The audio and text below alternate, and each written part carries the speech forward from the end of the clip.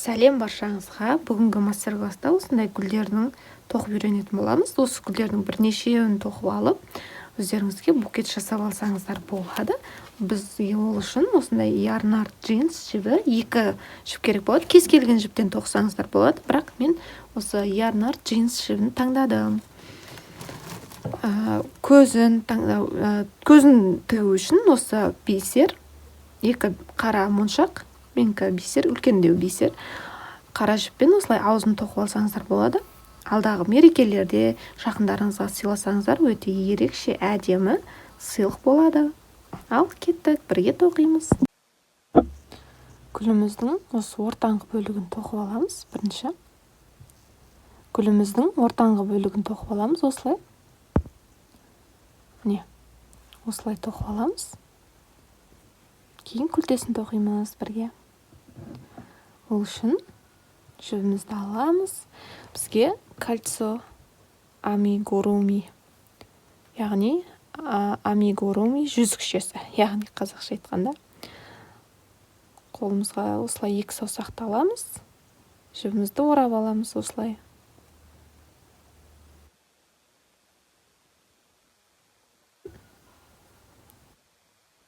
Саусақты тұрасыздар. Жіпті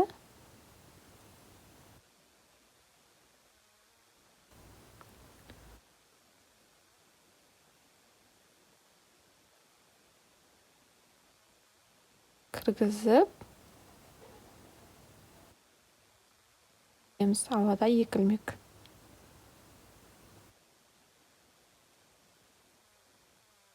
Жібімізді айналдыра 6 ілмек іліп шығамыз.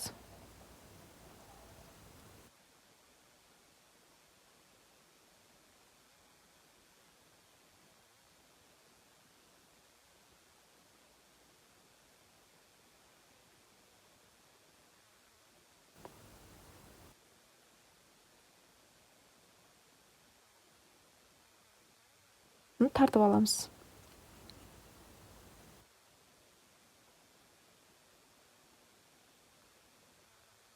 Бірінші 6-шы столбикпен 1-ші столбикті қосып аламыз. Осылай кіргізіп.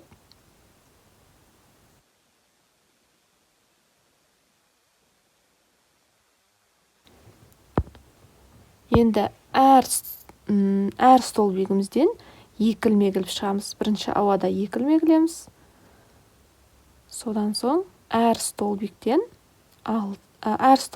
2 ілмектен іліп шығамыз. 12 ілмек шығу керек қатардың соңына дейін. Мен 4-ші ілмекті алдым.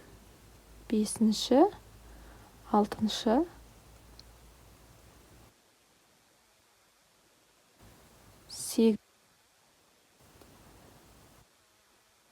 10-ші.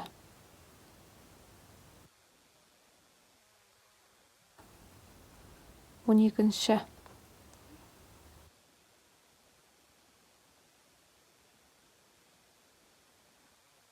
Мына 12-ші ілмекпен жаңа ауада іліп алған 2 ілмекті осылай қосып аламыз. Ауада 2 рет.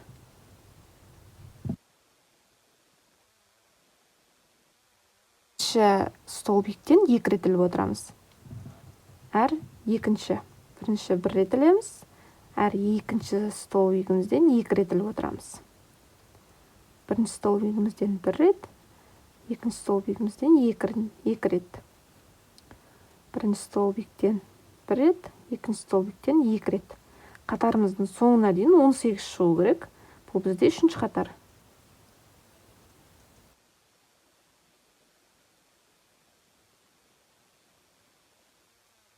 Сияқты 1-ші қатар 6 столбик, 2-ші қатарымыз 12 столбик, 3-ші қатарымыз 18, 4-ші қатарымыз 24 столбик шығу керек болады.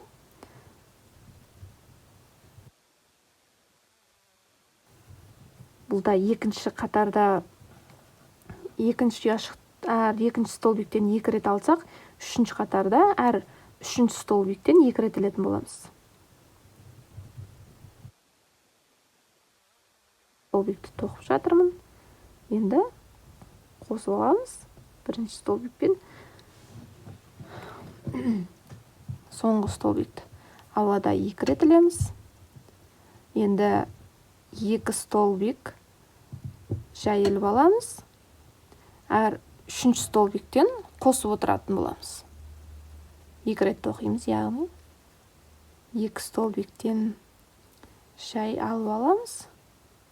3-ші столбиктен қосамыз.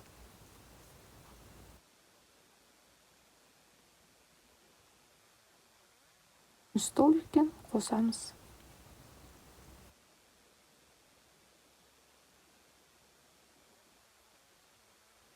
Екінші рет қосып, 2 ұяшық тоқимыз, 2 столбик тоқимыз, яғни.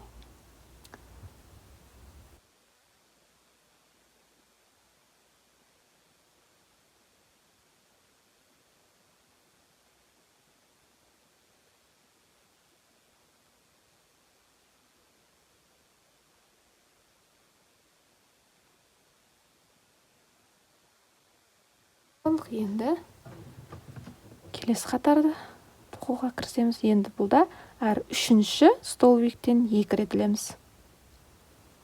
Әр 3-ші столбикте қосып отырамыз, яғни. Міне, 3-ші столбикке келдім, қостым. Жоқ, яғни әр 4-ші столбик екен, қателеспін, кешіресіздер. Әр 3 столбик тоққан соң 4-ші ұяшықта қосып отырамыз. 4-ші столбикте. Міне, 1, 2, 3 столбикті тоқып алдық, 4-ші столбикте қосамыз.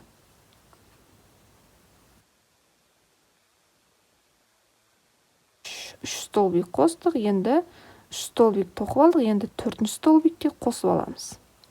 Дәл солай қатарының соңына дейін. 1-ші, 2-ші, 3-ші, 4-ші, 5-ші, 4-ші столбиктен 2 рет алу керек екен. 1-ші, 2-ші, 3-ші, 4-ші столбиктен 2 рет.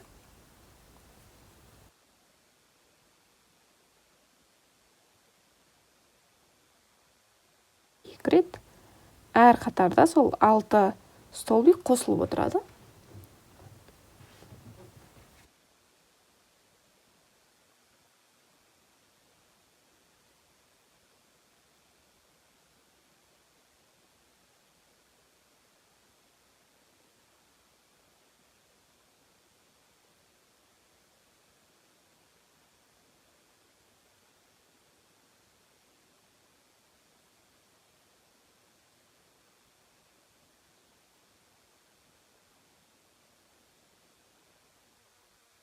Тоқып аламыз, бірінші ауада іліп аламыз. Енді жай іліп аламыз. 5-ші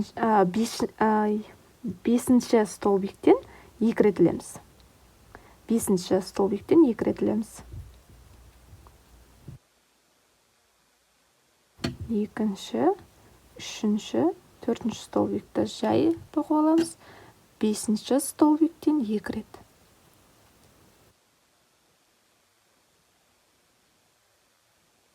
3, 2 рет. 2, 3,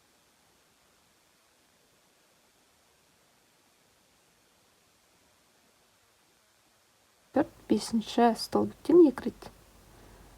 1, 2, 3, 2 рет. 1, 2, столбиктен 2 рет.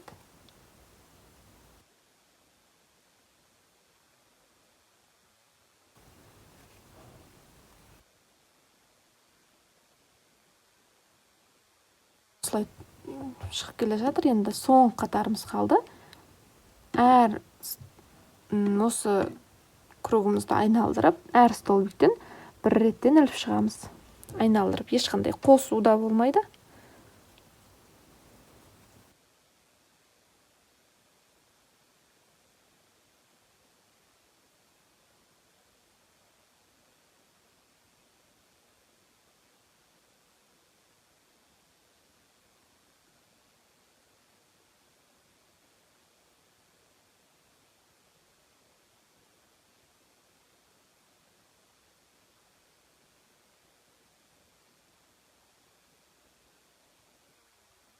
шығамыз.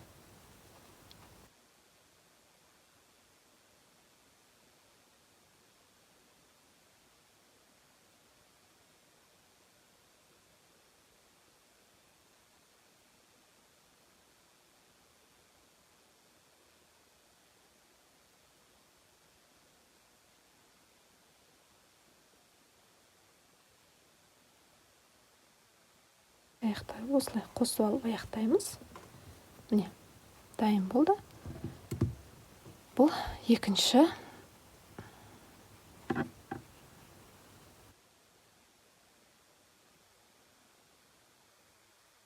Боламыз. Және ортасына осындай толтырамыз. Наполнительмен толтырып аламыз. Енді екеуін қосып алу үшін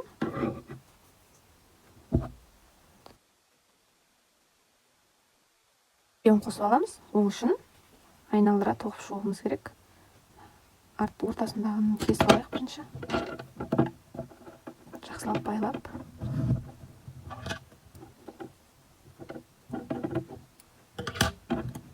Енді екеуін қосамыз.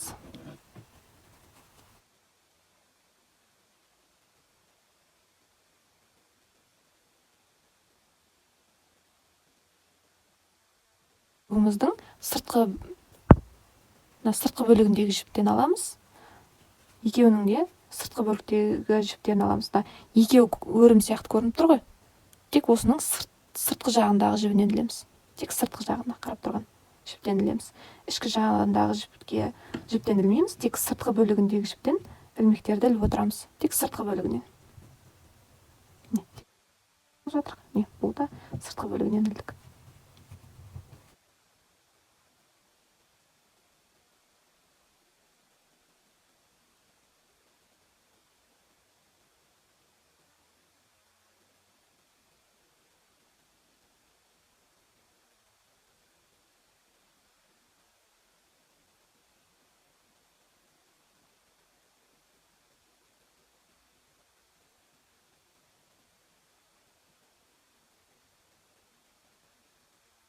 Іліп отырамыз.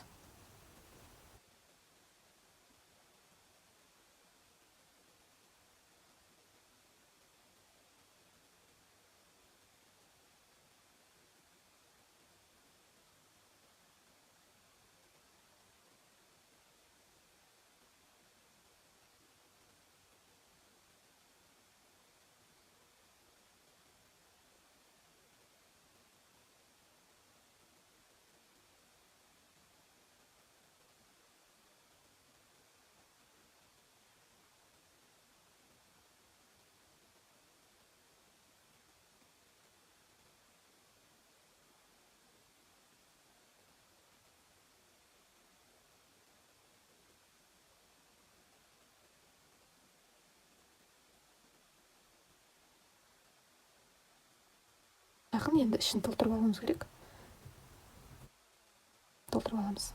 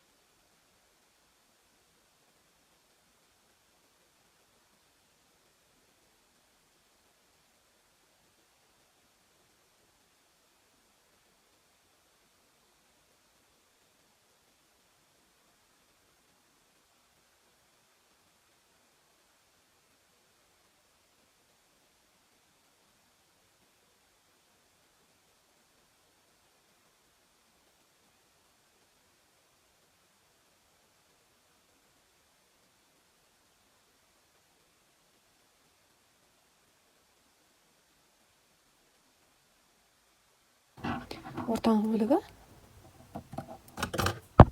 Енді күлтесін тоқитын боламыз. Күлтесін өзге басқа түстен тоқимыз. Білдірмей кіргіз жыртық болады жібін.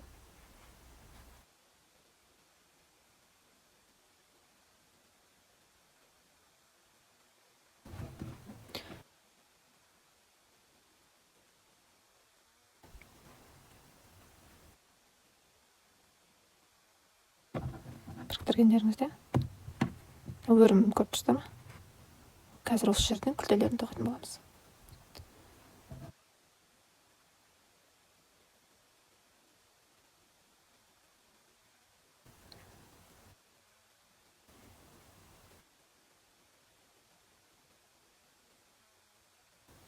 Енді бірінші полстол белгілейміз. Жібімізге крючокты ораймыз. Осылай кіргіз.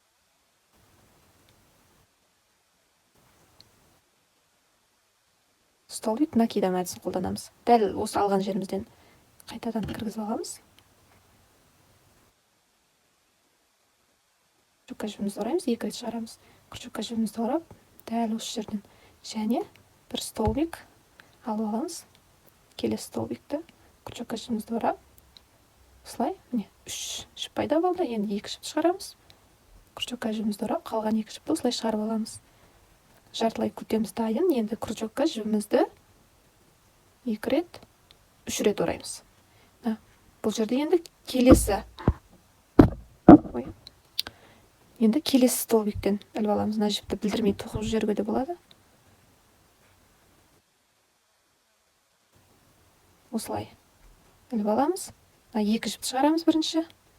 Енді келесі жіпті шығарамыз. Және одан соң тағы да келесі жіпті шығарамыз. Дайын болды. Тағы да крючокка жібімізді 3 рет орап алдық. Тағы да дәл алған жер, жаңағы столбигімізді алып алған жерден крючогымызды кіргізіп, крючокка жібімізді орап, крючокка жіпті орап алып, 2 жіптен шығарамыз. Тағы да 2 жіптен, тағы да 2 жіптен шығарамыз. Тағы да 2 жіптен шығардық. Және тағы да крючокка жібімізді 3 рет орап аламыз. Дәл сол жерден крючокты шығарып, 2 жіпті шығарамыз.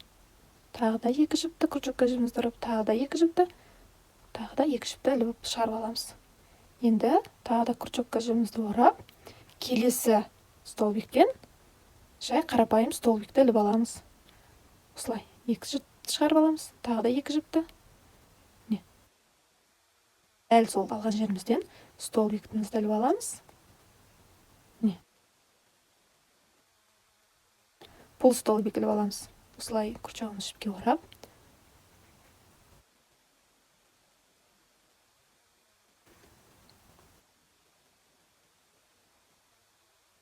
осылай крючогымызды шығарып, жібіміз күлтеміз дайын болды. Бірінші күлтеміз дайын болды. Екінші күлтемізде дәл солай тоқимыз. Столбиктен бастаймыз. Келесі жібімізден іліп аламыз. Столбик ілеміз. Содан соң 3 столбик ілеміз. 3 рет орап,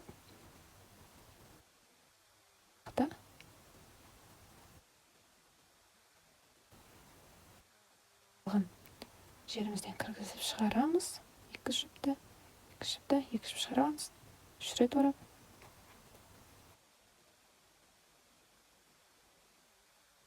Столбик алып аламыз. Қарапайым.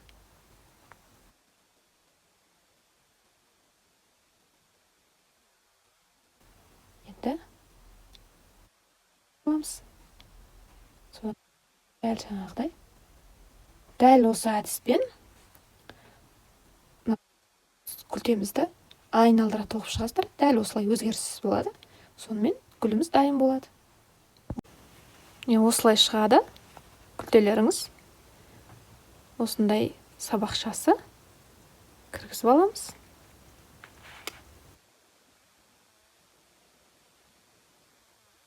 Ететін боламын. Гүл дайын. Осылай букет дайындасаңыздар болады. Осындай гүлден әдемі гүл шығады. Көздерін тігіп алсаңыздар болады.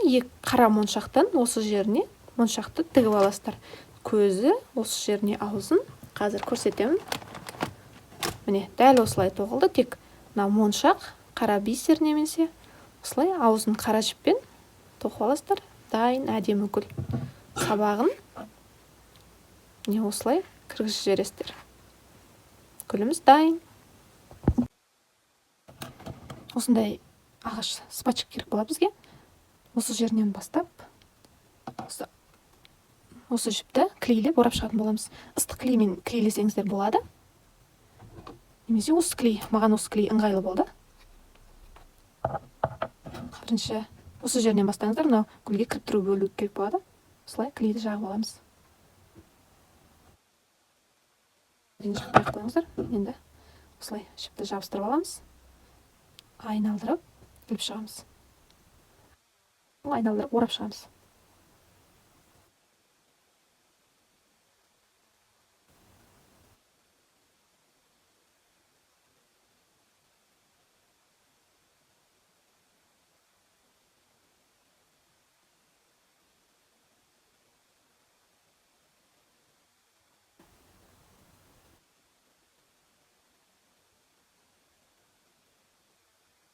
Осы клей ыңғайлы болды. Ыстық клейді сәл өзім аккуратно жабыстыра алмадым ба, дұрыс шықпады.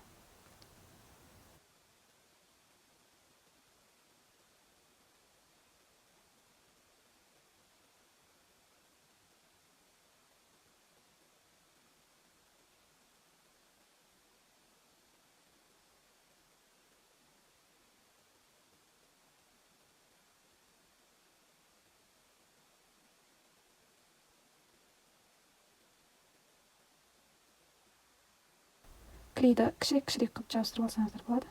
Мен көп соңына дейін жабыстырып қойдым. Уже қат қалып жатыр. Осы жерге жеткенше.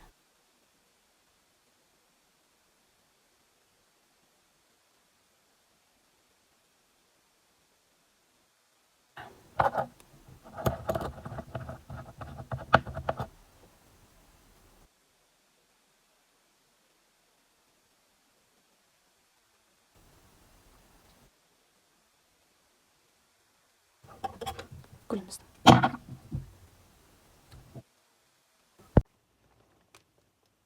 Осы гүлді брелок қылса да болады. Осы жағынан брелокты кіргізіп, әдемі брелокта болады.